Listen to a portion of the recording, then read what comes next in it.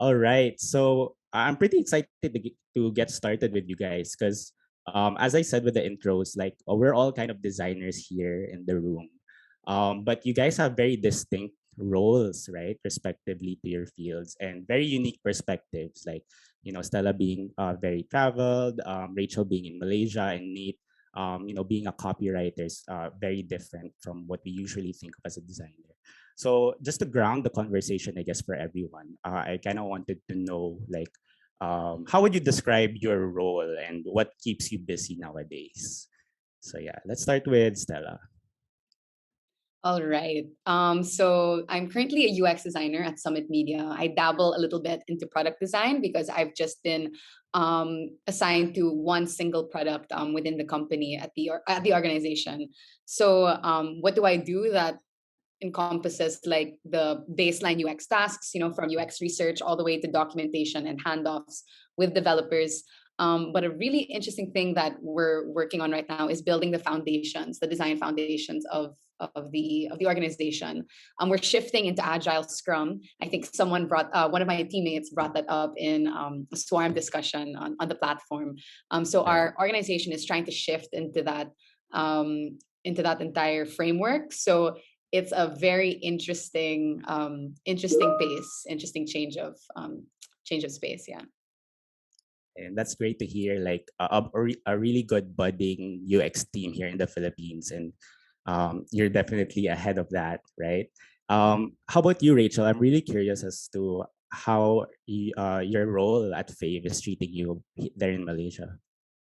We actually we are a small team at Fave, so we have like around 3 designers now, working on the product design specifically, and with all the consumer products, the merchant end products, and also internal tools. Actually, we kind of have a high level of autonomy across our roles. So as long as like there is time and resources, we actually have the freedom to work on the entire project. So we get to be involved in the end-to-end process, which is really fun. And we're also working from home. So any like user testing or talking to people will happen remotely right now. Right, and definitely it's something that we're all kind of tackling, like working remotely, and it's great that you're also sharing your process on Twitter and on YouTube. Like, how has it been being a product designer and a YouTube creator as well? It has been very fun, but imposter syndrome hits every day. So whenever like someone tells me something nice, like compliments me on my channel or on my work, I tend to feel like I don't deserve it. So it's just a roller coaster ride that I go on every day. Definitely, but I want to be another person who like compliments you with the YouTube videos. I just watched another video of yours last night, and it really helped me like ground myself. Or, like I was really feeling like very anxious this week about my role, but yeah, like just keep up the great content. So thanks, Rachel. So Thanks. speaking of great content, we have Nate, who who is really bonafide like YouTube creator, right? He has over 9,000 subscribers. But he's also like a SaaS copywriter, which is a really interesting role to have in the industry right now. So could you like tell us a little bit more about that? Yeah, I guess over the years I've had experience. It started with content creation. It started because people knew me for. I guess I've been in college. I started freelance graphic design, and then when I graduated a few years after, I started on YouTube. And I think both of those things just combined, such that friends and friends of friends would start approaching me for help with their social media. Social media for business was only starting to gain momentum in the Philippines around that time. And so I would help companies get their social media, accounts off the ground and stuff like that. And then eventually, after doing content writing for a while, and also, I guess the graphic design side is at the same time I was doing not just designing social posts, but also designing logos and visual branding identities for some companies. Just this year, early this year, I decided to double down and kind of pivot into SaaS copywriting. Right. Not just SaaS, but I guess like digital copywriting and copywriting for websites and for emails. So essentially, I believe that no matter how good your product is, bad copy will drive customers away. Bad copy is overwhelming, it's irrelevant, it's hard to understand. But then good copy will be able to communicate your value with clarity and with confidence. So I believe writing good copy takes research, it takes psychology, and then a little extra dose of passion. And that's kind of what I've been focusing on lately. And that's great. Like I find it really interesting how Nate started out with like just having a YouTube channel or like creating really great content, and he was able to like transition to sort of doing it for other people as well, right? By creating really good content, really good copy for other people. So now I'm curious to how you guys started in design, right? Stella, how has the journey been for you, if ever? Wow. What a question. How did I start in design? I feel like kind of similar to Nate, like, graphic design in high school, college, like, extracurricular activities. That was always something that I was interested in. When I first learned Photoshop, I was in 8th grade and I thought it was like the most fantastic thing ever. I got into Tumblr, Blogspot. I'm sure everyone here at some point kind of had that phase. And when I learned that, design could actually be a profession, a career that I could pursue, that was kind of like when I decided that for university I would study design. And it was actually during a school-wide competition, where we had to pitch like a solution for a very specific problem. A few friends and I conceptualized this idea for an app, and I spent like 10 hours, like literally just sitting down in my dorm room working on these wireframes. I never never read up on before, was just looking at references on Medium. And then I thought to myself, oh my gosh, like this is a career path. Like I can do this. So that was kind of like my path into UX, into design. Curious to know about how that's been for you guys, Nate, Rachel. What does that look like? Go ahead, Rachel. Okay, sure. How I got started in design, right? Like, I think I just started like 2.5 years ago. Before that, I was still doing marketing, selling houses, admin job, customer service for various companies. And I guess I got lucky when I got the job at Fave. It started off with a hackathon, and I learned how to code and design, and slowly like work my way up to get noticed and get an offer from a bank and also Fave.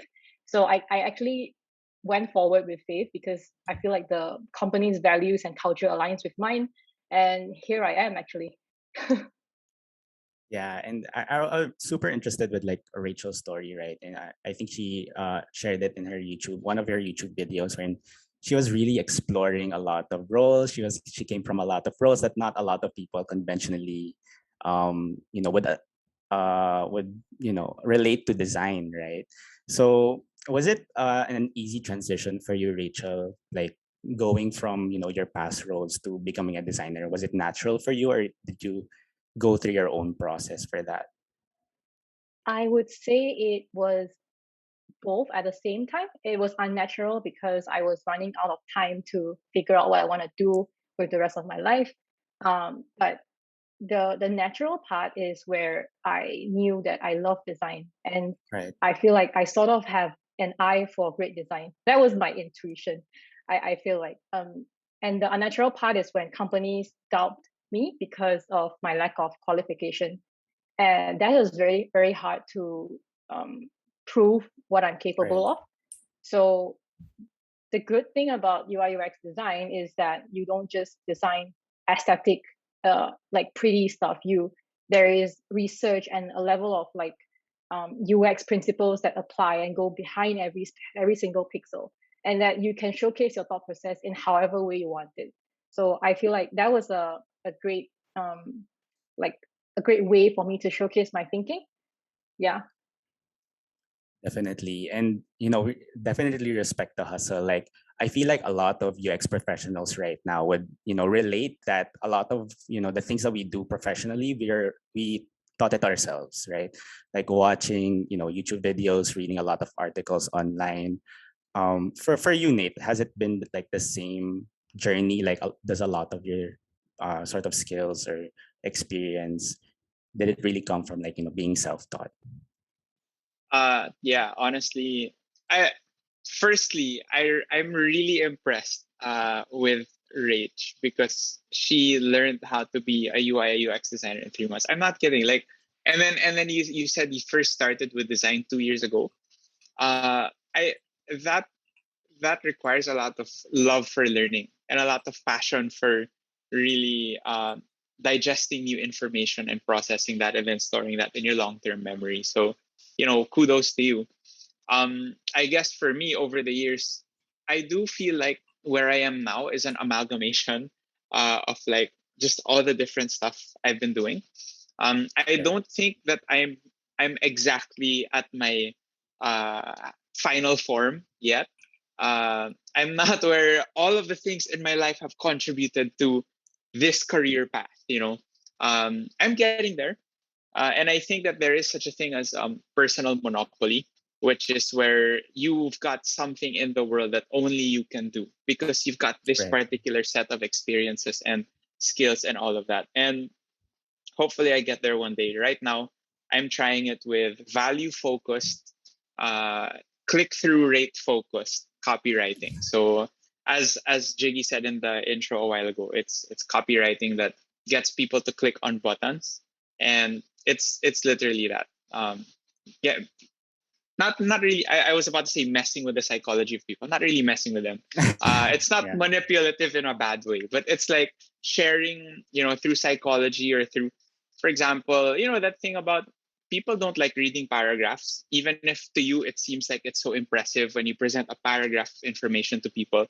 People like reading simple bullet points and concise information that they can digest really quickly. And so those are some of the principles that go into I guess the user experience design when it comes to reading words. Yeah. Yeah. And that's definitely like a really good point. Like, a lot of people kind of think of, UX design or product design as the visual aspect, right, of a product or a website. But, 90% of it or 80% of it is, the copy or the words that are on your product or on your website. And I think what Nate is really doing is trying to like, hone that skill for himself and like really become a bona fide expert of copywriting here in the Philippines. And it's really fun to see that he's doing it like with the resources that he has, right? Like teaching that to himself, being self-taught. For you, Stella, I'm curious, in terms of like being a UX designer, how has been your process of like learning more? Like, I've kind of read about your story, and like you started out as a UX designer, and then you're slowly becoming like a team lead for Summit, right? So like, how do you progress your skills? Like, how do you learn? Wow. Well, I would only say team lead in the sense that, we're coming into this transition and Right. there's a lot of initiative that's required, even from us, new designers in the team to really kind of experiment, to bring all these different processes to the table. Wow, to answer that question, right? How do we keep that flow of constantly learning? I feel like it comes hand in hand with the different problems that we face, that kind of come on our plates, right? Like something is how do I say this? Like the product we're working on, for example, there's a problem with messaging. I don't consider myself to be an expert in UX writing, so I'm forced to learn about that because of Right.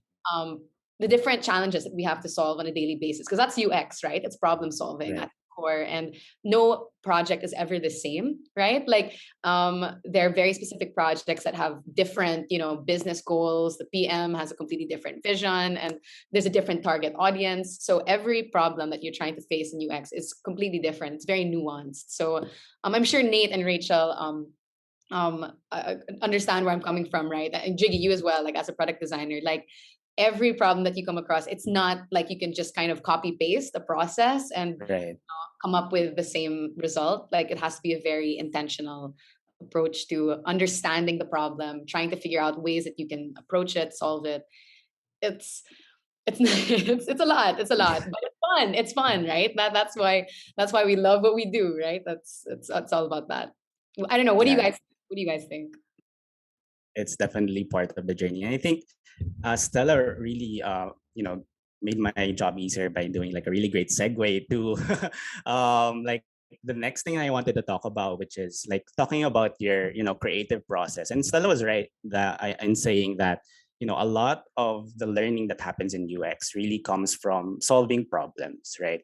And I think this is kind of like similar to all of your roles, like even if you're from a different country or your role is not really that similar, but at the end of the day we're all problem solvers. So I guess what I wanted to ask you guys next is, when you guys, let's say it's like a Monday morning and you guys like get a client brief maybe, or a prompt from your product manager, or you just discovered something from your UX research. Basically it's like a problem, right? How do you tackle that problem? Like, what's your process? I think we can start it off with like Rachel. So you mean that like on Monday morning I get a brief or a problem to solve, and how do I kickstart that process, right? Yeah. I don't have like a linear one way of doing things actually. Like as opposed to popular a contrary belief. Right. I think it depends on what problem it is first. And if it's Right. like a UX problem that I have to solve, then I will first ask the question like, what's the impact of this? If we solve this right now, how huge is the effort and how will it affect the impact? And whether it is worth solving in the first place. And another question that I would ask is whether this is the right problem that I'm presented with. Because if the problem is to increase sales, and if the stakeholder thinks that people aren't clicking on this, if the stakeholder thinks that people aren't buying this product because the button is not big enough, it's not a problem. Right. And the problem could be something else, right? So those are the two key questions I ask first. And say that the problem is say that if the problem is correct and it does bring a huge impact, or it really solves a user problem, then which means that we can kickstart the design process. And that includes like, who do we work with? What is the next step? Do we need a research process? Is it a small scale project? If yes, then we might not need a full-fledged design sprint and research. We could just Right. tackle it in an agile way. Yeah.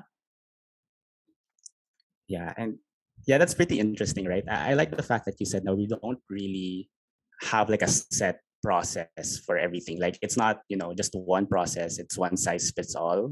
Not like a machine that we just feed in problems and miraculously have like the solutions. And then, although that would make our, jobs a little easier, but it's not always the case. But yeah, thanks, Rachel, for sharing that. Like, I just wanted to, I guess, Stella, to react to it. Like, do you feel like it's sort of a similar way with your everyday work?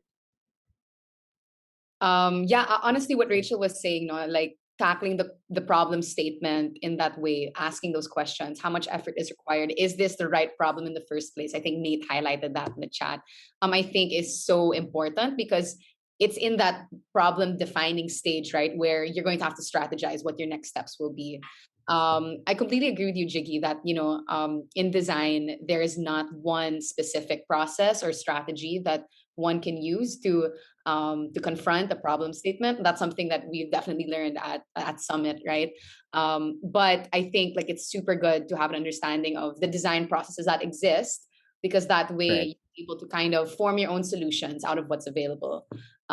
So yeah, I completely agree with Rachel. Like the problem defining stage is super integral. It's a super big part of the entire process.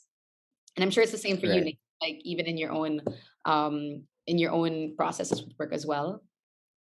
Yeah, for sure. I think as a copywriter, when it comes to marketing, copywriting, and the digital marketing background, sometimes it's really just more conversion and more sales. And so when I'm faced with that specific case, one thing I believe is that you don't really sell the product as much as you sell the narrative, Right. selling the story behind it. There's this one quote that I forgot who said it, but at the factory we make lipstick, at the drugstore we sell hope, something like that. Where you're not selling just the the actual product, but you're selling what the benefits that the customer can get out of it. Right. And so, one of my, I guess, with my brand design and brand consultation, brand marketing background, one of the things that I go through with my clients are some brand clarity questions. I guess just as a more specific example of a process we go through, we ask about purpose, questions like beyond money, what's the story of how and why your business exists? Vision, where are you today and where do you want to go? Core values, what reputation do you want your brand to have in the way it exists and operates? We talk about a lot of other things, customers, positioning, Right. brand identity, and then even move forward into customer psychology. So that's how it usually is for clients for me.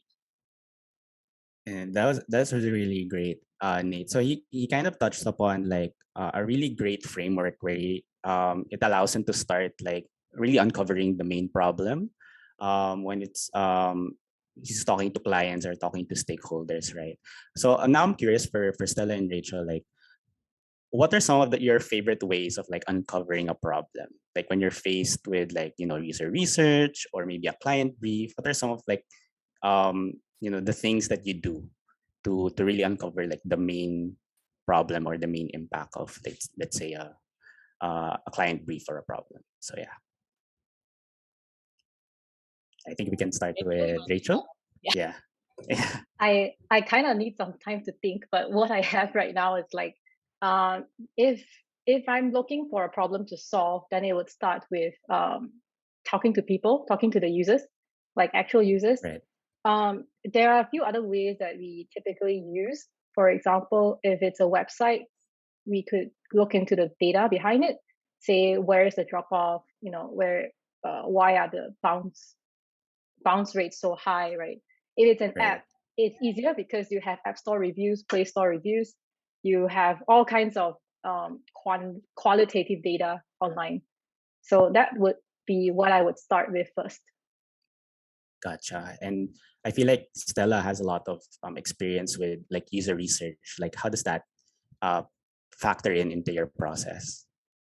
Yeah, honestly, I want to echo what Rachel said. It has to start with the data that's available, and that's pairing qualitative and quantitative data. That's something we're trying to at least normalize in our team, and something we really want to push forward. Not that our designs have to be data informed, or like any Right. solution that we come up with and propose to the team has to have some sort of rationale that's grounded in research that we've done. To add on to what Rachel said, I would not argue, no, that's not the right word. I would say that coming in with hypotheses sometimes helps as well. Having like an assumption about certain things that we can improve with the app. As designers, I'm sure we can glance at a product and have our own reserved judgment about something. Like, Yeah. okay, color, That's our superpower, I guess. right? That's probably a designer's superpower, that we can look at something and identify reasons why we might not like it. So coming into research sometimes with those hypotheses helps and makes it a little more fun. Like, oh, I was wrong. So people actually like this color. Sucks to suck. You know what I mean? So I think that would be one additional item to the research. But I agree with Rachel. Like research has to be at the forefront of design decisions for at least manager buy-in, right? Yeah. Gotcha. So that's really interesting. Though. So Stella mentioned that when she approaches a problem, it's more of like an experimental mindset, right? Like the things that we learned in science class back in the day about, setting an hypothesis, like doing experiments, doing research. And a lot of those things, you really have to have the propensity to fail, right? Or to like try something new, but then have like it has the chance to fail. So you really have to be like really comfortable with like that idea. So I'm kind of curious for Nate, right? Being a copywriter and like facing a lot of um, clients, maybe corporate, maybe startup, right? Have you faced like um, you know uh, a roadblock in terms of like trying to explain your process? Like if you do subscribe to that kind of like experimental method, like I know a lot of corporates wanted to be sure the first time it goes out, right? And being a copywriter, that's kind of like hard. So how's your process, right? Yeah, I mean, there are things like A/B testing. I guess, and just explaining the importance of trying things out and seeing how the data, or how the world reacts to it. Um, well, wait. Before that, I was reminded of a quote that I heard from Julian Shapiro. He's the founder and CEO, I think, of Demand Curve. It's like a growth hacking organization, and so it says how to keep getting smarter. The smartest people I've met retrain their minds to enjoy being wrong. They get a dopamine hit when they're proven wrong because they're excited to be closer to the truth. The truth Love is that. addictive rather than just being right. So, in contrast, if you refuse to lose a debate, your brain keeps running old firmware. That's what the quote says. Right. That's from Julian Shapiro. And I guess that's part of the problems I encounter with some clients. There have been, I'm dealing with one right now where it's just so hard to convince them that uh, I ran polls and surveys with 300 to 400 people. And the data clearly shows one thing. But, Right. the founder has like a gut feel, like a gut instinct that, hindi, ito talaga, like, magaling to, ganun. And I believe in it because, and he's probably got an emotional investment in his preference. And, I there are some problems that can be solved with the founder's gut instinct, but there are some other things that require a little bit of a more objective approach to it. Right. And I'm not there yet. It's always been a struggle for me, proving the objective method, proving the scientific method to founders who believe in their own preferences. So actually, if you guys can give insight on how to persuade founders who believe in their gut instincts a little too much, I guess. Not saying that that's bad, but yeah.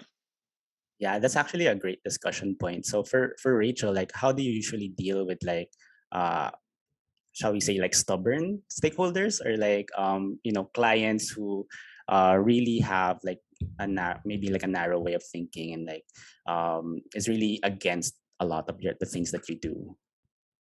My ex-boss and also my current mentor, Archie, actually, he's now working at a huge place in Berlin. But basically, what he always told me was, when people try to force me to their way of thinking or their design decision that I strongly disagree with, he would tell me to pick my battle.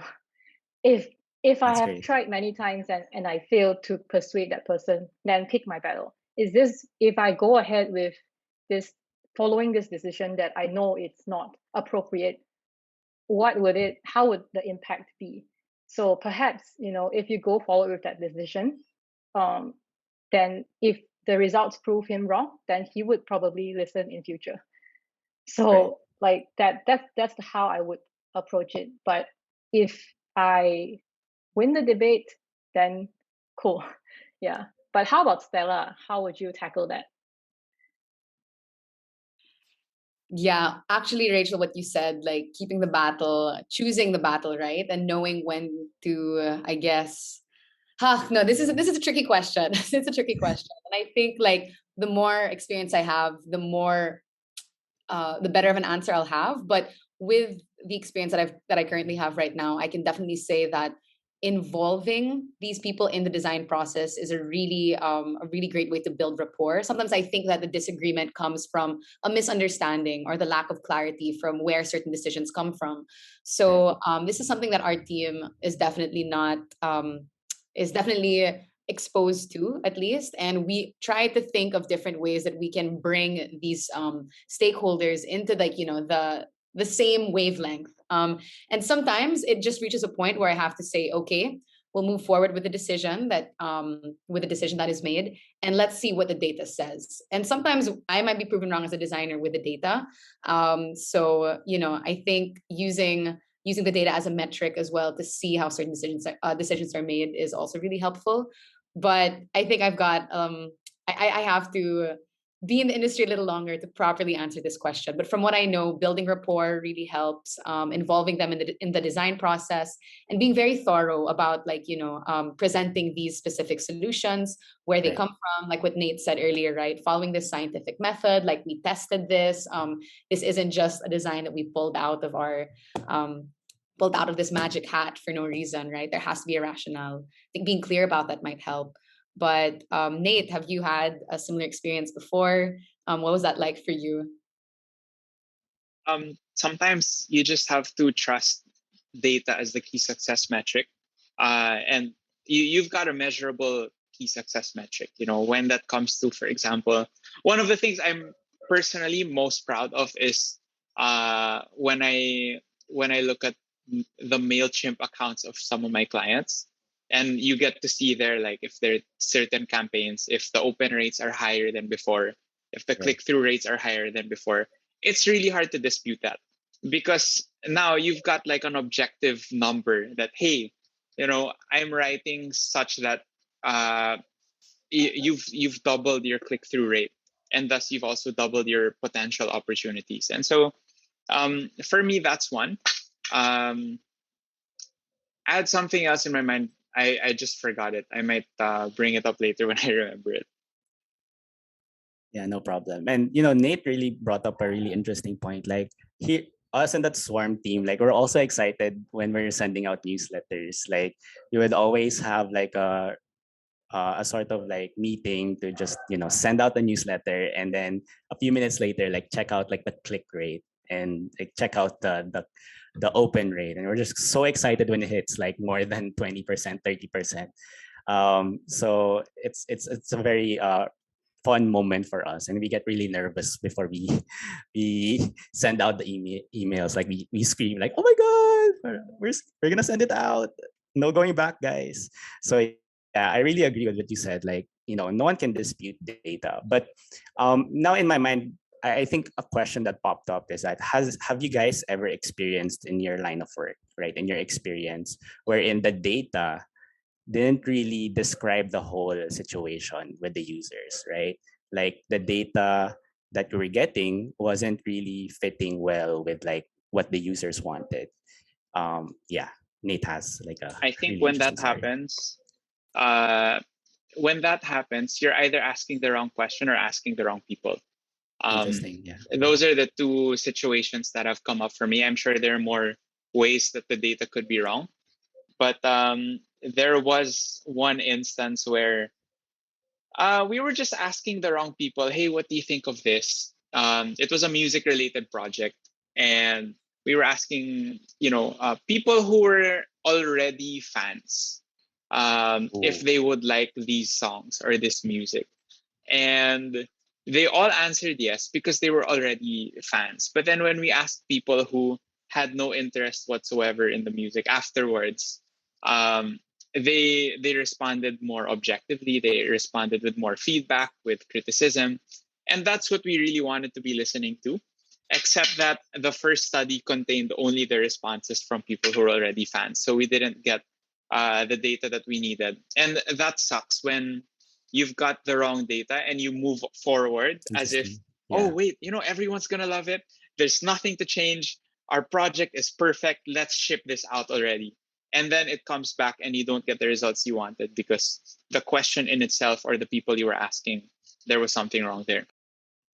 That's great. Has that ever happened to you guys, Rachel, Stella? Actually, I second what Nate said.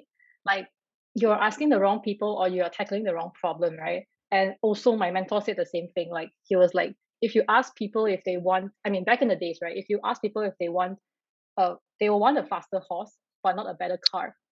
So right. I really agree with that. And another point I would like to add is like, sometimes, like based on who I've worked with and my experience in the past, is that people tend to rely 100% on data. If the data drop, they will be like, oh, okay, it must be because of this problem. But sometimes the data is not entirely right. I wouldn't want to base all my design decisions based on data. So I would be a little doubtful about data-driven design to a certain extent. Yeah. Right.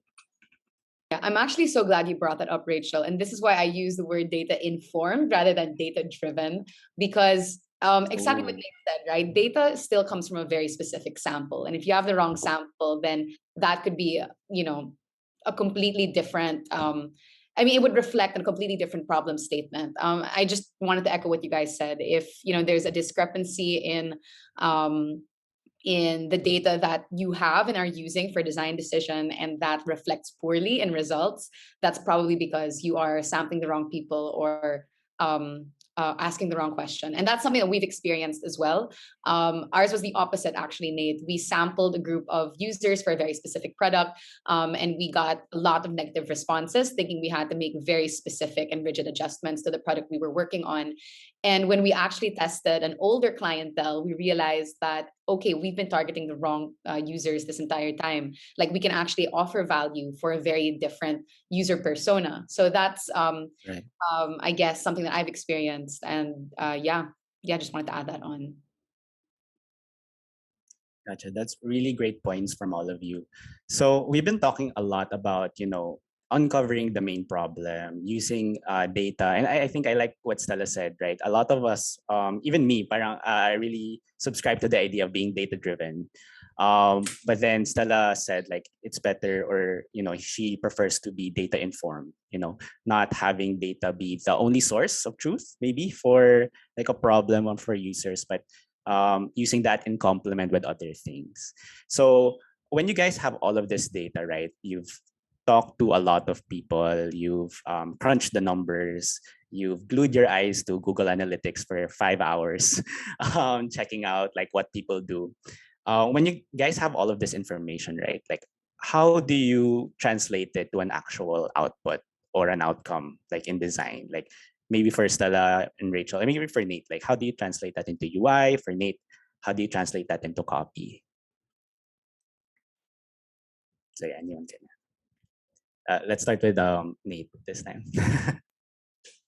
I think the way that I would do it would be a tiny bit less relevant to UX design. So I'm happy to hear from Stella and Rach, but I'll start first quickly. I do a customer psychology report, and I study the customer persona, their beliefs, their feelings, and their desires, and then the customer awareness level. There are 5 levels of customer awareness. There's market sophistication levels, and then so, there's also a difference that we differentiate. Also a difference. Well, I in my work I differentiate the difference also between the benefit and the features. And so once we've grasped, rather than the features, what's the actual benefit that the customer is going to get out of this, and how can we sell this in a way that we're selling the story rather than just selling the product. That's how it affects my copywriting. So rather than just boasting, the classic example, like rather than for the iPod, rather than boasting that it's an MP3 player that can house all the different file formats, and it has this particular, like what was it back then, like two gigabytes of storage and stuff like that. Instead of that, you just say 1,000 songs in your pocket, and that hits Very different. clean. Yeah. Yeah, it's clean, and it's clear in the exact benefit that the customer will get. Because if you say 2 gigabytes of storage for an MP3 music player, they're still going to have to take one extra step to interpret what the benefit will be for them. And many customers aren't willing to take that extra step. Gotcha. And I just like to add to what, just to add another question to what Nate just said, right? I'm kind of curious, like, how often or like how much drafts they go through before like finally submitting to a client? Like, how does that happen? And to add to that, like, do you do it on your own first? Like, lock yourself in a room, 10 hours trying to like write the perfect copy, like that SpongeBob meme when he just writes the like trying to do that, or do you involve like stakeholders from the get-go? Like I'm curious to know how you do it. Yeah, this is more preference of the client, I guess, and then also what's stated in the contract. Rachel, I'm not sure how many brand deals you've gotten with for your content creation. But when that starts rolling in, you're also going to have to specify the number of revisions that you're going to allow, especially when That's they great. require reshoots, because that sucks. You have to shoot the whole thing all over again. And so I try to be wary. I guess for my own self-care and maybe like what's on my plate, and eventually, by extension, my mental health also. I don't want to be stuck with a client that's continually asking for infinite revisions. So I make sure that that's a clause in the contract. But then when it comes to the actual writing process, I would say 80% of it is research and 20% of it is the actual writing. And with the research process comes the thinking and the ruminating and the even meditating on Right. what you're actually going to write. But then the actual sitting in front of a laptop with your Word doc of the actual copy that you're going to write, for me, that's only about 20% of the work, because the rest of the research process was already the deliberation and the thinking process behind it. Right. And then that's an interesting point, right? People don't always see the process behind like the final output. Like, there's a lot of criticism out there that let's say when let's say Apple has like a really simple ad and it feels like you can do it in under 3 minutes, but probably the ad person or the graphic designer who did that, like, spent hours or even like years learning how to do that in 3 minutes, right? So I'm kind of curious for Stella and Rachel, like how has your I guess in terms of like your own processes, like how do you go about it? Like translating information data into like actual design output. I can take this Yeah. one. Rachel. You want to? Yeah, got it. Okay, great. That's a super great question, and I'm so glad Nate brought up the point of the creative process being active in research, even because I think design frameworks, or principles that we study, that we read on, actually help funnel the creative process, or that creativity. It's kind of like when you have a blank canvas and someone tells you just paint, and you're kind of stressed, like you don't know where to start, you don't know where to begin. But it's different when someone asks you to start painting with a prompt, right? Or with a specific artifact or item to look at as a reference. So I think like paralleling that with design, the data that we have, or the problem statement that emerges from that data, and with a lot of ideation with the team, etc., deliberation of that problem statement, that kind of acts as our prompt, right? That allows us to kind of dive into this design process. So instead of like coming up to my Figma board, for example, and I'm like staring at it. Okay, I'm going to improve this product. As opposed to, okay, let's look at the data that we have. I'm going to look at this specific problem. Signups are, such a hassle for our users. Let's start with that, right? It's breaking down the entire creative process through the frameworks. So sorry, just I'm rambling at this point, but I think the point I wanted to make was framework helps funneling that creative process, I think. Yeah. I think to add on to what Stella and Nate said, I feel like Nate's approach is really interesting. And Stella's approach helps you to design when you don't know where to start, right? When you're lost. And how I Right. typically translate like data into actual outcome, whether it's design or code or even a YouTube video, right? I mean, if it's designed before the design process starts, we will just take the data and talk to the PM first. So what I will do is I'll just get on a call with the PM and just talk it through, like discuss, is this a problem you're solving? Is this does this make sense? Is there anything that we want to add on to this? And because the PM knows the product the best, she knows the timeline, the resources. So it's better to talk to them first before we start designing. And probably, if the PM is up for it, you can design a flow together. And sometimes the wireframing stage, I'll involve her as well. So that's before the designing part. And after the designing part, I feel like the best way to do is test your designs. Test it with people to ensure that you're either solving the right problem, either that the user experience is friendly enough, basically to find out what have you left out. And that's to design. And basically, I guess the rest of the methods I use in general is I have an idea in my mind. I will think about it for a few hours, drink a cup of coffee, and I will just open Figma and start working on it. Like I Right. typically jump right into it. Yeah. Gotcha.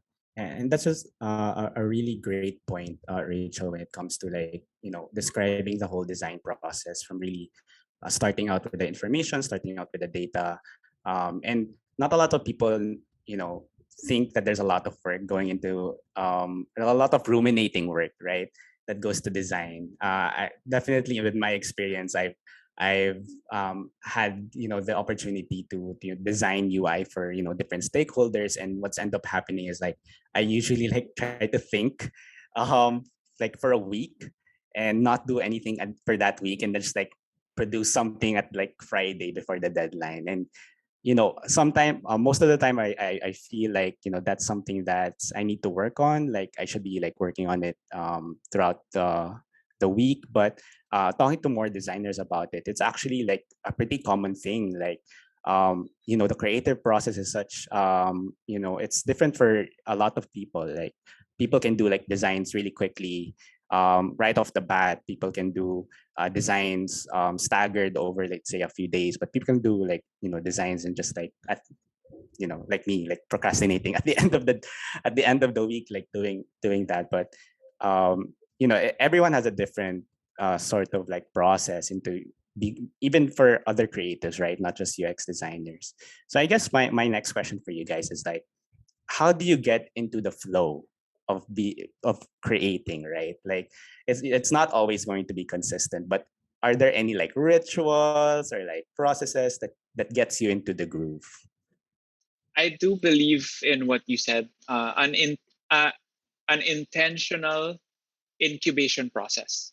There has to be a very intentional incubation process, That's a at great way least to for put me. it.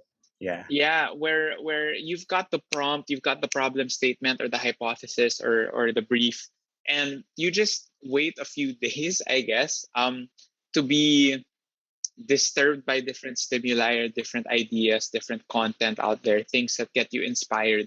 In copywriting, there's a concept called the swipe file, which is if you guys have heard of it, it's basically a folder where all of all of your inspiration is there. All of the great copy that's been written, all of the great maybe design files or portfolios that you've seen, you keep it in a folder, and it's easy to just swipe if you need inspiration and just look at what's in there. Right. So that's one way for me. The other one, I guess when it comes to more practical rituals, I always have my coffee routine. I take lion's mane and L-tyrosine in the morning, as well as L-theanine. If you guys are into nootropics, that's something that I've been doing for a while. Experimenting with like amino acids to increase the dopamine levels in your brain so that you can be more motivated. It sounds illegal. It's not, I promise you. So there's that. And then making pour over coffee. If you guys are coffee snobs. Love it. And then putting on some lo-fi music. So that's really the thing for me. I am head over heels for neurochemistry and the psychology behind productivity and learning. So there are tips like 20-minute post-learning non-sleep deep rest, wherein I hate to get super technical, but it's basically meditating after you work really hard or you research really hard. And when you have deep rest that is not sleep and that it's not focusing on a screen, and maybe just looking out the window. Sorry, there's a window behind me. You can't see it because of the background, but looking out the window for 10, 15, 20 minutes, that allows your brain to subconsciously store everything that you just learned into your memory, and just processes like that. Yeah, but for me, getting into the flow state, that's trigger music. I think that's my number one tip that I would give. Those are really great points. So how about for you, Stella? First off, I am so intimidated by how much you know about coffee, Nate. I'm just here. 3-in-1. I'm not a coffee drinker, guys. Sorry. But my answer to this question is I think to add on to what Nate said, uninterrupted work cycles, I think, are really helpful. It's difficult to do, I think, with back-to-back calls because we're in a remote setting. But one thing that our team has been like recommending is time blocking, right? Like setting out an entire Right. afternoon to do uninterrupted work where you can focus on a very specific thing. Me personally, I'm quite like you, Jiggy. I work best under pressure. Yeah. Procrastination is a skill. Sorry, don't quote me on that. Don't quote me on that, guys. Done on time. But I don't know. I feel like when I'm working under pressure, I become more pragmatic and I'm able to make decisions better. I'm able to make decisions Right. faster because I know I have like I have to go against time or something. But maybe that's just me. Other rituals I can think of is, of course, like I prefer to work with music, and I'm seeing like in the chat, everyone's talking about PM, lo-fi. But someone on the chat, Nemo, mentioned Pomodoro, and that was something that I was able to do with a group of friends. I think one of them is even here. Hi, Mike. But we have like had a co-work session where we'd all just hop in. We'd keep time, 20-minute work cycles, 5-minute breaks, and then like every 2 cycles, we'd have a 30-minute break. It's a good way to do it with other people in this remote setting because you have that sense of Right. accountability. And I think that's one thing that's lost, right? When you're working with teams remotely, that you don't have someone beside you who's kind of like in the zone and you're pressured to get in the zone as well. So Pomodoro, co-working with friends, having music on, and uninterrupted work, I think has been super helpful for me. Yeah, curious to know what you think, Rachel, or what your rituals are. I'm a bit intimidated as well because I drink coffee. Like I need coffee to kickstart the day, but I cannot work with any noise or any sound. Like I don't know, is this an ADHD thing or what? But like I have to turn off all music. That's why I barely listen to any music when I'm working. So complete silence is what I need. And the slightest bit of noise, like even with someone walking past me or talking in the background, I cannot work. So that's something that I have to go with. And one thing that I found really useful is a to-do list. So what I do is like this little sticky note here. Every day I will just write what I need to do in a big picture, like the projects that I need to do. And as you can see, there's like 5 here. So I'll just put it in front of my desk and I'll just stare at it and tell myself like, okay, this is my focus of the day. I Right. don't have a problem focusing, but I have a problem getting out of work. Like I don't stop working. Interesting. So it's like the other way around I have here. So do you have like an end of the day ritual for that? Like how do you unplug? I work until I sleep. Wow, okay. But you're able to get the rest that you need, right? So like, Yeah. yeah, definitely. Yeah, no So problem. actually, that's a pretty interesting thing. Like, not a lot of people have like, they have morning routines to start the day, but it's also important to have like a, unplugging ceremony. I don't know, unplugging like routine or thing that you have to do to like dissociate from work, right? And have that. So, Rachel brought up a really fun thing. Like, she prefers to write her notes, her to-do list on paper, and I think that's like an ongoing debate for a lot of productivity nerds out there. Like, for you guys, are you team write down physically on paper, or like does an app or a web thing, Notion, let's say, work better for you in like task management, your day-to-day task management? My gosh, I love Notion. Notion is my life. Notion is how I keep all of my copywriting systems, dude. How I track all of my clients and stuff like that. All of my cold email scripts are there. Everything. Also, when it comes to task management, I believe in time blocking or time boxing, just as Stella said. Work cycles. That's probably the most productive way I can get work done. However, I don't do it not as often as I should. I like to write down my task list on pen and paper, and there is a psychological effect, like a dopamine release, when you cross out a task that you've already done in a tactile way with your pen onto a sheet of paper. So I love doing that. When I have more focused, productive, flow state work days, I do time blocking. But then on other days where it's kind of just free flowing, and then you can just write at 2 p.m. and Yeah, then you watch an episode of Modern Family, whatever. I love I Modern just write my Family. task list on my notebook. Right. How about for you, Stella? Oh, I Um, think Rachel. Oh no. No, I just wanted to add on to like what Nate say, right? Like when you Right. cross off a task on a to-do list, it feels really good. And another thing that I usually do is I set impossible deadlines. Like this is a surefire way to stress yourself out. But if you really need to get something done, for example, if I were to update my site, like migrate from code to Webflow, I told myself to do it within a day. And there is a law that like work expands to fill the time allocated to complete it. I don't know Right. what's the name. I think Nate probably knows. Yeah, so that's what I follow through. Stella? That's great. yeah, no, the validation from crossing something out of a list, and like it's next level, guys. That's top tier stuff. I'm currently trying to make that shift into Notion for my to-do list. Our team is currently trying to incorporate everything that we do, from minutes of the meeting to documentation, on Notion. In fact, one of my team members is in this call right now, and she is a Notion advocate. She's like the queen at it, and she actually even gave like this knowledge sharing session to our tech Wow. department about why Notion is so good, because it really is. It's really great. So that's something I'm in the process of trying to do. So trying to unlearn this habit of having multiple, having an agenda and a notebook and a notepad, and try to centralize everything in one place. Right. Yeah, that's something I'm trying to do. Hi to Isa, by the way. That's her. She's our Notion queen. Yeah. And it seems like all of the Notion Nation has come to our chat right now. Like everyone has been like going off about Notion and how it's super helpful. I hope Notion, anyone on Notion listening, we hope that you guys, sponsor Swarm with us next time.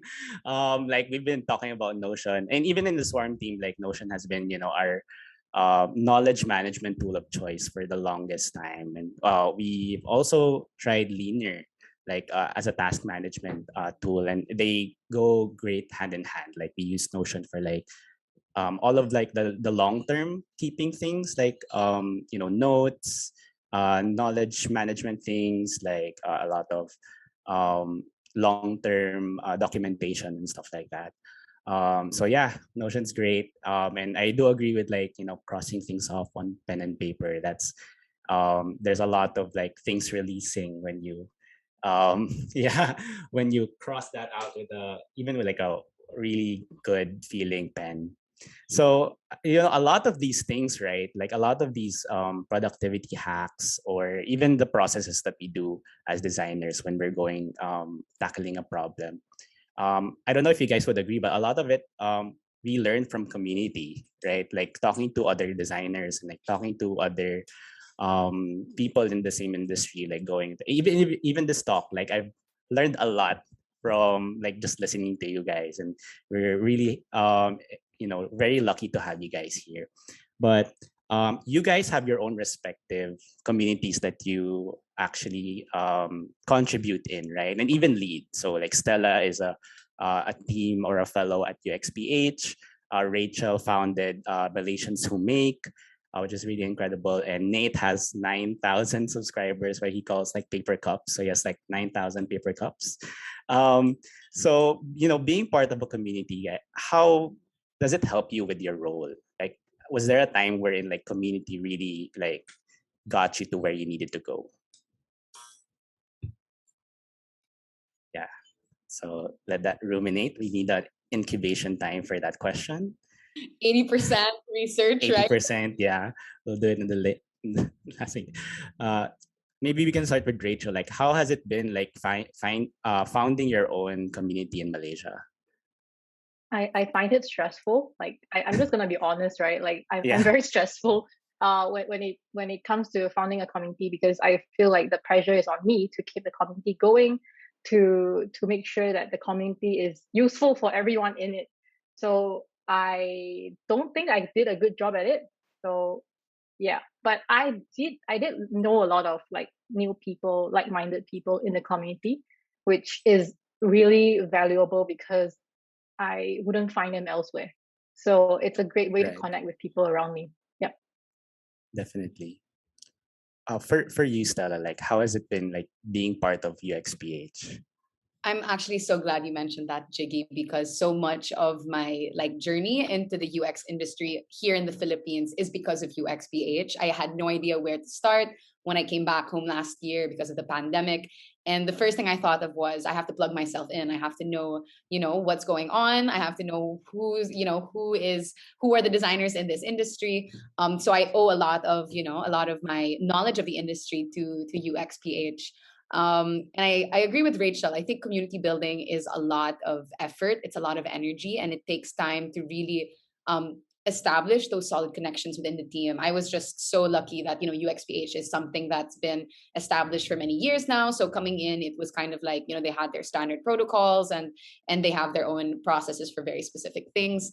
But I agree with you that community, especially in a country where the industry is still emerging. I mean, I think we can safely say that compared to more Western countries, the UX or design industry here in the Philippines or maybe in Southeast Asia for that matter, I'm not sure, Rachel might be incorrect, but I feel that it is still relatively low in terms of maturity. There's still a lot for us to learn, and there's a lot for us to kind of practice with a different market here.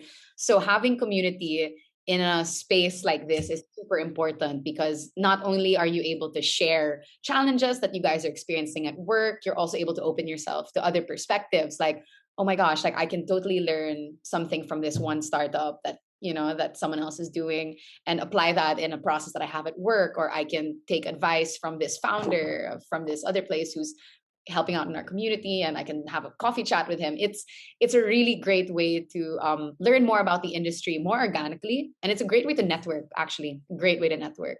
So that's how community has helped me. If anyone here right now is debating about hopping in a community and participating, I would say 100% do it. I mean, if you have the bandwidth to, and if you have the time to do it, like 100%. Yeah. For sure. How about you, Nate? Yeah, I would say that the problem for me is finding out my value or understanding my value as a creator. And I've always had problems with imposter syndrome. I know exactly what you mean, Rachel, when when people point out your channel and you're like, no, I can't, I can't accept a single compliment. And it really took community for me to learn that imposter syndrome, there's that famous Venn diagram about imposter syndrome that changed the way I see it. It's not, this is what you know, and this is what everyone else knows. It's like a big, much larger Venn diagram and a circle, and then you're just in there. It's like, this is what you know, and then what other people know is like also this, and then you guys just intersect, and then that intersection of equally sized circles is what causes imposter syndrome, because they appear to know more, but then you also know more that they don't know. You know what I mean? And part of it, I guess another lesson I've learned over the years is that thousands of subscribers will not always be a community the way that you desire it to be.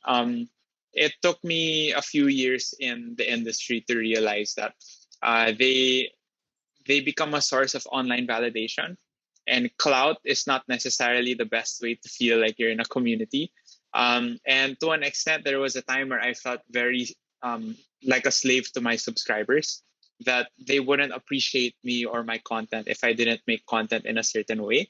And I just had to break free of that and find that my true community that really loved and supported me and knew, my middle name and knew like my weaknesses and strengths, and that I've met in person.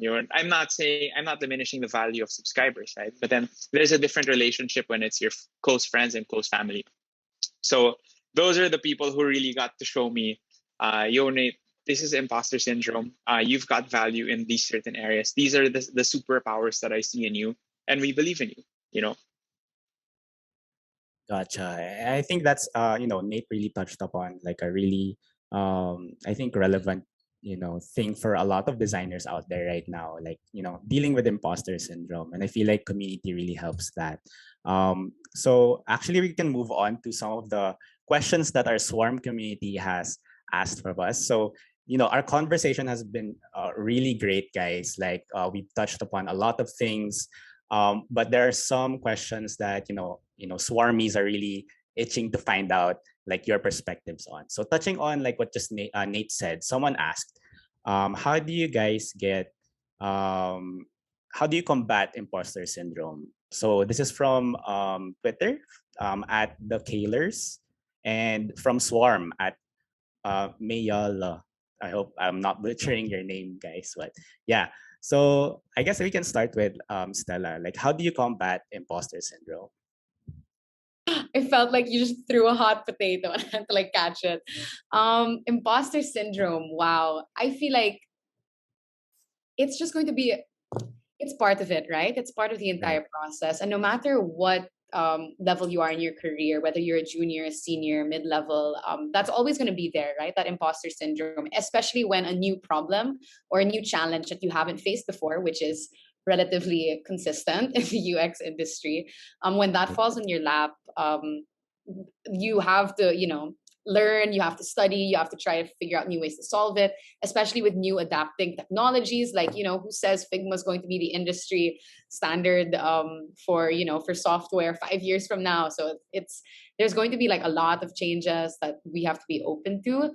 But I think one thing that has helped me try to overcome that imposter syndrome on a daily basis is realizing that even the designers that I look up to have had to go through that as well, that it's just something everyone goes through and has to combat on a daily basis. But I'm curious to know, Nate, Rachel, like what are certain things that you, I guess, affirm to yourself or rituals that you guys do to kind of overcome that?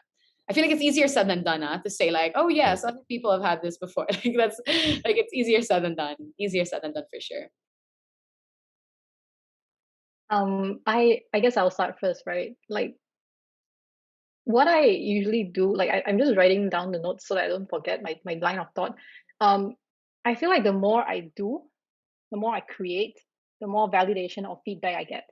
And every time I create something new or release a new newsletter or something, right?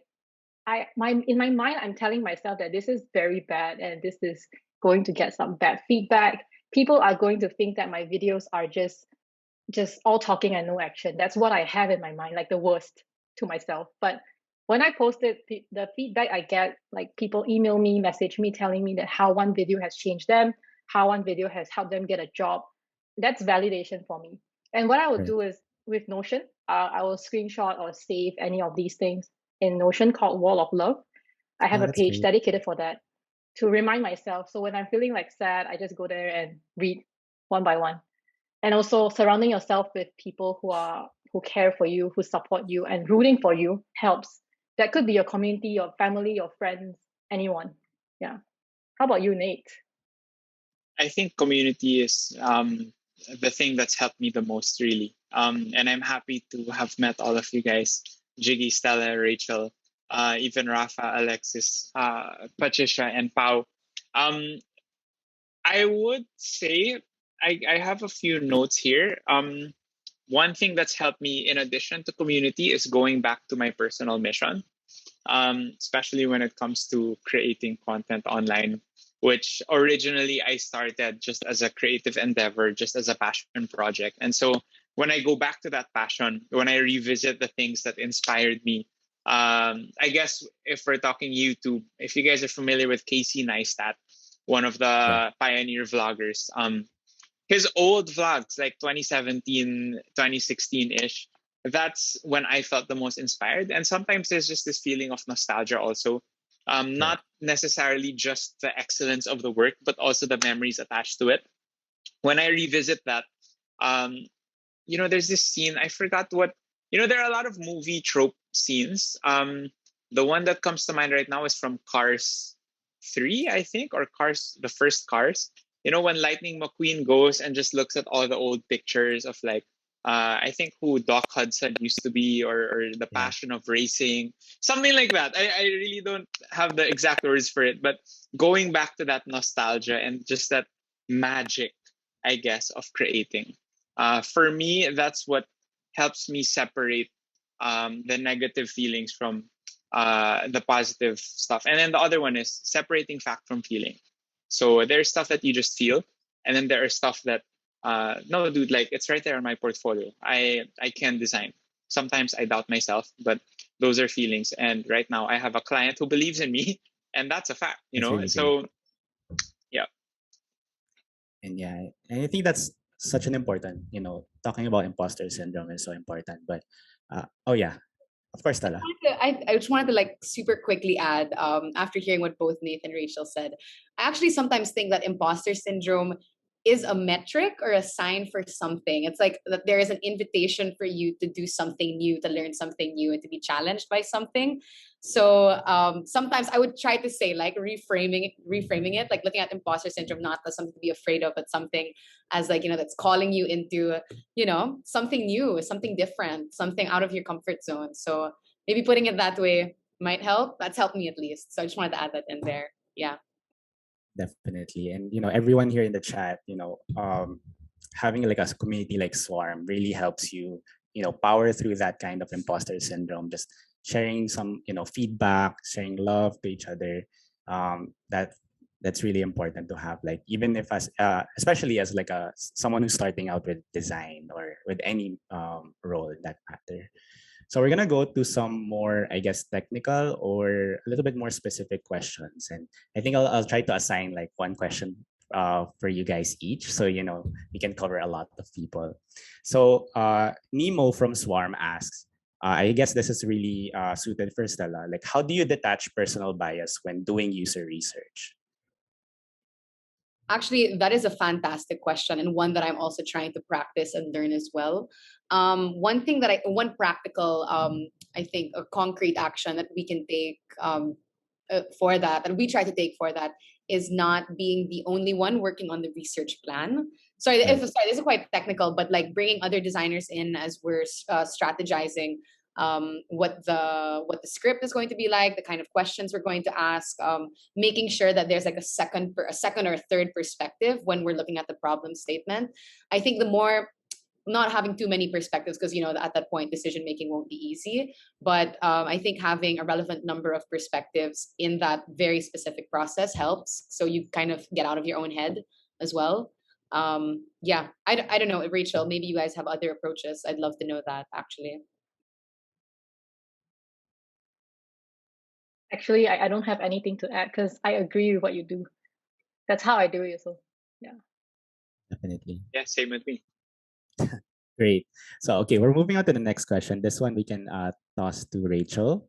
So, Rachel being a senior designer in Fave, like Christine from Swarm and at Carolis Corey from Twitter wants to know, what are some of your best practices in terms of working with engineers, developers, or even cross-functional teams?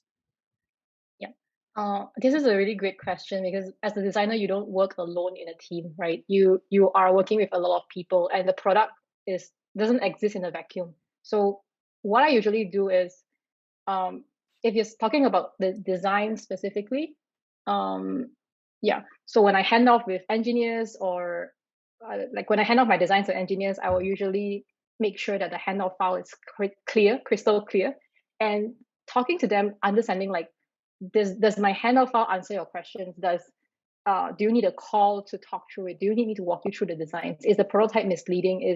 Is there anything you're unclear of? Or is there anything that you feel like I could do better to help you make your life easier for you? Right. Even for the product managers. So if like, I will from time to time ask them a feedback, like, okay, so right now, we've closed this project. How do you feel so far working with me? Is there anything I can improve on? And this is just very simple steps that I could take to understand how I can improve myself.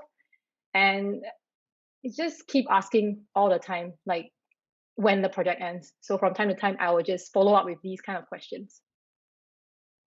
Gotcha. Yeah, I never assume that they understand it completely. They never, right. Yeah. Right. You can't just leave everything to chance or assumptions, right? Like especially if it's something as precise as UI design, right? And such great insight from you, Rachel. So moving on to our next question. This one can be I think we can have Nate chime in on this. So for Nate, this is from Pat from Swarm. how do you get yourself or even your team like out of a design rut or like a productivity rut? Like, what are some of the practices you employ to get back into the groove? Wow. To get back into the groove when there's like a creative block, it's intentional incubation. I think the best ideas and the most creative ideas are when you take two very distinct, separate things and then you just put them together. Right. And I don't know if you guys will have examples for this. I can't think of one right now, but there are many great ideas where it's just two separate ideas and then you just put them, mash them together. I'll try to think of one and chime in later. But sometimes I just tell people, yo, that meeting we were supposed to have this afternoon, take a break and make sure you're resting. Don't make sure you're not working on something else. Like time block that for break time, and sometimes for creatives that helps generate more ideas over time. But I think Stella and Rach working with teams, you guys will have more insight on that because I work alone maybe 60-70% of the time. Stella, do you want to take this? All right. Okay, I'll start first. How do I get myself or my team to get out of design rut? I like on projects at my company. Most of the time when it comes to the design process, I am pretty much on my own. Like it's just how I would like to handle my product sometimes because like I just wouldn't want to trouble anyone around me, right? So what I would do is like I heard this from someone else. I forgot who started this idea, but if you are looking for a design idea, don't look at design idea. Like if you're looking for some UI specific stuff, go and shift to something else like totally different. So if I want to, for example, if I'm thinking of an idea for my YouTube channel and I don't know what should I do, I am not going to look into someone else's, some other designer's YouTube channel and just copy their content. It's not gonna work because you are going to end up the same as them, and people don't like repetitive content, right? So what I do is like I'm just gonna watch some MKBHD videos. I don't review tech, right? But I'm just gonna plug some ideas from there. I'm gonna plug some ideas from some TED talk or some other stuff and combine them together. So it's exactly what Nate said. Yeah, and that has worked for me pretty nicely. That sounds great, Rachel. Thank you so much for sharing. And I really wish we had more time to talk a lot more about our process, but we're definitely coming off in our time. So thank you guys for all of the insights that you've shared with us for this very first episode of Swarm with Us, Swarming with Designers. Really hope the Swarm community who joined us, 53 participants, they stayed 53 all throughout the chat, which is really great. So I hope you guys learned a lot from our speakers, but the fun doesn't stop here.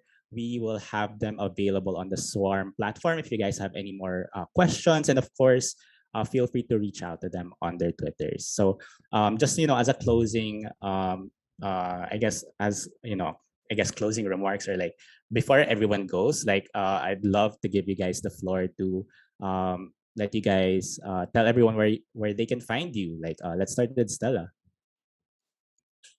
First and foremost, thank you so much, Jiggy, for being such a great moderator for this discussion. And thank you so much, guys, for hanging out and sending your questions over. I think I can speak for all of us that this was a really fun conversation and I've learned so much. So yeah, thank you so much. You guys can find me on LinkedIn. I'm more than happy to connect on LinkedIn. I'm also on Twitter at HeyStells, or on Instagram. My Instagram is Voids. I made that when I was 13. Don't ask why. Don't know why either. But yeah, and you can find me on Swarm as well. My portfolio is heystella.design, but that's currently under construction, as it always is, right? Everyone's portfolio is a perpetual work in progress. Yeah, thank you so much, guys. Stella, how about you, Rachel? Sorry, I hit enter too soon on my chat. That's my link, rachelhow.com/hello. So depending on which platform you use, you can find me on Twitter, YouTube. I don't really use LinkedIn that much. I only go in once in a while, but yeah, feel free to connect with me. Thanks, Rachel. Nate? I think I'm most active on Twitter. if you want to visit my YouTube channel, you can. It's there. The content there is much different from the UI UX world, but yeah, there's a bit of lifestyle and inspirational stuff over there. If you guys want to check out the rest of my work, there are links at natepunzalan.com. Thank you so much, Jiggy, for being a great moderator. It's been great talking to you guys and even learning from not just Stella and Rachel, but even you, Jiggy. I learned a lot from you too.